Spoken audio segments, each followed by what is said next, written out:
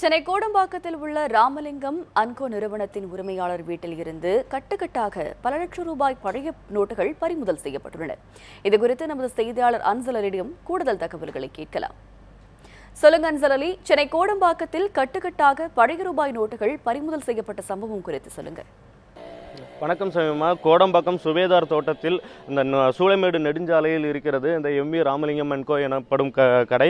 இந்த கடையில் காவல்துறை, கஸ்டம்ஸ் உள்ளிட்ட அரசு ஊழியர்களுக்கான சீருடை மற்றும் தொப்பிகள் விற்பனை செய்யப்படுகிறது. இந்த கடையின் பின்புறமாக அந்த கடை உரிமையாளரின் வீடும் இருக்கிறது. இந்த வீட்டிலிருந்து காலை கோடம்பாக்கம் காவல்துறையினர் பெட்டி பெட்டியாக பழைய ரூபாய் நோட்டுகளை பறிமுதல் செய்திருக்கிறார்கள்.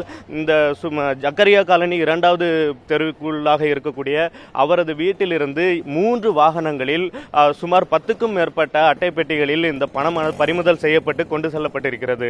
காலை 6 மணி முதலே இந்த காவல்துறையினர் இந்த வீட்டிலிருந்து பறிமுதல் செய்ததாக தகவல்கள் வெளியாகியுள்ளது. மேலும் எடுத்துச் செல்லப்பட்ட பணம் கோடம்பாக்கம் காவல் நிலையத்திற்கு கொண்டு செல்லப்பட்டிருக்கிறது. இந்த வீட்டின் உரிமையாளர் மற்றும் வீட்டில் இருக்கக்கூடியவர்கள் அனைவருமே இருக்கக்கூடிய நேரத்தில் காவல்துறையினர் பணம் பறிமுதல் செய்திருக்கிறார்கள். இந்த வீட்டில் இருந்து எவ்வளவு பணம் பறிமுதல் செய்யப்பட்டிருக்கிறது, இது தொடர்பான கூடுதல் விவரங்கள் என்ன என்பது குறித்து காவல்துறையினர் எந்த ஒரு தகவலையும் தெரிவிக்க மறுத்துவிட்டார்கள். ஆனால் 3 வாகனங்களில் காவல்துறையினர் பணங்களை எடுத்துச் சென்றிருக்கிறார்கள். மேலும் இந்த பணம் எங்கிருந்து வந்தது, இந்த பணம் பழைய ரூபாய் நோட்டுகளை இவர்கள் எப்படி வைத்திருந்தார்கள் உள்ளிட்ட பல்வேறு தகவல்கள் விரைவில் இந்த விசாரணையின் போது தெரிய வரலாம் என தெரிகிறது. சமீமா, இந்த சோதனையில் எந்த துறை அதிகாரிகள் ஈடுபட்டனர்? அவர்கள் தரப்பில் இருந்து ஏதாவது தகவல்கள் தெரிவிக்கப்பட்டிருக்கிறதா? இந்த சோதனையில் கோடம்பாக்கம் காவல்துறையினர் மட்டுமே ஈடுபட்டிருந்தார்கள். 3 வாகனங்களில் வந்திருந்த அவர்கள் இந்த வீட்டில் வாகனங்களை விட்டு பெட்டி பெட்டியாக பழைய ரூபாய் நோட்டுகளை ஏற்றி இருக்கிறார்கள்.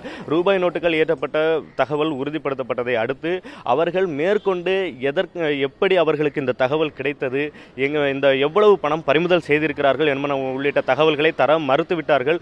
குறிப்பாக செய்தி சேகரிக்க வந்த நம்மை செய்தி சேகரிக்க விடாமல் காவல்துறையினர் தடுத்த ஒரு சம்பவம் நடைபெற்றிருக்கிறது. அவர்கள் செய்தி சேகரிக்க விடாமல் நம்மை தடுத்திருக்கிறார்கள். எடுக்க வேண்டாம், இந்த வீடு மற்றும் இந்த பணங்களை ஏற்றக்கூடிய அந்த காட்சிகளை நீங்கள் பதிவு செய்ய வேண்டாம் என்று நம்மளை இங்கு செய்தி சேகரிக்க வந்த நம்மை தடுத்தார்கள். அதனையும் மீறி நாம் இந்த காட்சிகளை படமாக்கிய பொழுது தயவு செய்து எடுக்காதீர்கள் என்கிற ஒரு கோரிக்கையும் அவர்கள் வைத்தார்கள். எதற்காக இவ்வாறு பறிமுதல் செய்யப்பட்டிருக்க, எப்படி உங்களுக்கு தகவல் கிடைத்தது என்கிற கேள்விகளை நாம் முன்வைத்தோம். அதற்கு பதிலளிக்க மறுத்துவிட்ட அவர்கள் எதுவாயினும் காவல் நிலையத்திற்கு வந்து தெரிந்து கொள்ளுங்கள் என்கிற ஒரு அலட்சியமான பதிலை தெரிவித்துவிட்டு இங்கிருந்து புறப்பட்டு சென்றிருக்கிறார்கள். காட்சிப்படுத்த முயலும் பொழுது அவசரமாக ஏற்றிக்கொண்டு அவர்கள் இங்கிருந்து நகர்ந்திருக்கிறார்கள். சமீமா, இந்த சம்பவம் குறித்து காவல்துறை இதற்கு மேலேயும் ஏதாவது நடவடிக்கை எடுத்திருக்காங்களா? தற்போது இந்த பணத்தை இங்கிருந்து பறிமுதல் செய்து கொண்டு சென்றிருக்கிறார்கள். இது குறித்த விசாரணை நடைபெறுவதாகவும் அவர்கள் தரப்பிலிருந்து தகவல் வெளியாகியுள்ளது. இந்த வீட்டின் உரிமையாளர் மற்றும் இந்த பணம் வைத்திருந்ததற்கான காரணங்கள் உள்ளிட்ட பல்வேறு தகவல்களை இந்த விசாரணையின் போது அவர்கள் தெரிய வரலாம் என்கிற மாதிரியான ஒரு தகவலை சொல்லி இருக்கிறார்கள். குறிப்பாக நாம் இந்த தகவல் தங்களுக்கு எப்படி கிடைத்தது என்ற கேள்வியை முன்வைக்கும் பொழுது அது தொடர்பான தகவல்கள் எதையுமே நமக்கு தரவில்லை. மேலும் இங்கிருந்து பறிமுதல் செய்யப்பட்ட பணத்தின் அளவு எவ்வளவு பணம் இருந்தது என்கிற தகவலையும் சொல்ல மறுத்திருக்கிறார்கள். ஆனால் பழைய 500 மற்றும் 1000 ரூபாய் நோட்டுகள் பெட்டி பெட்டியாக ஏற்றப்பட்டிருக்கிறது. அது அனைத்துமே பழைய ரூபாய் நோட்டுகள், மாற்றப்படாமல் இருந்த ரூபாய் நோட்டுகள் என்கிற ஒரு தகவல் மட்டும் தற்பொழுது நமக்கு கிடைத்திருக்கிறது. சமீனா, தகவல்களை விளக்கமாக அளித்ததற்கு நன்றி அன்சல் அலி.